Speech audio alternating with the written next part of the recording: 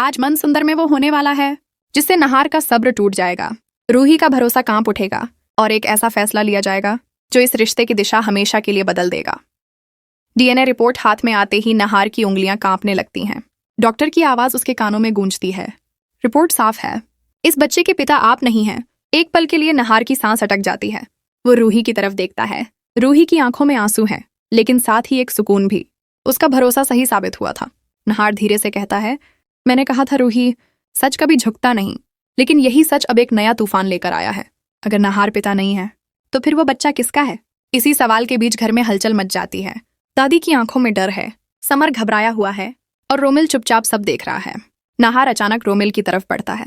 उसकी आंखों में गुस्सा है, लेकिन उससे ज्यादा दर्द। अब सच छुप नहीं सकता, नहार भारी आवाज में कहता है।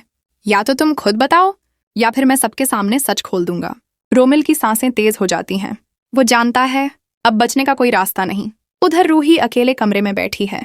उसके सामने सिर्फ एक सवाल घूम रहा है, क्या ये सच उनके रिश्ते को और मजबूत करेगा या फिर कोई नई दरार पैदा करेगा? घर के मंदिर में अचानक दिया बुझ जाता है, जैसे आने वाले तूफान का इशारा हो। नहार दादी के सामने खड़ा होकर साफ कह देता है, अब कोई चाल नहीं चलेगी, इस बार सिर्फ सच बोलेगा। दादी की खामोशी सब कुछ कह जाती है। ये जंग अब सिर्फ बच्चे की नहीं, इज्जत, रिश्तों और भरोसे की है। और इसी मोड़ पर कहानी लेती है सबसे खतरनाक करवट, जहां हर फैसला किसी की जिंदगी बदल सकता है।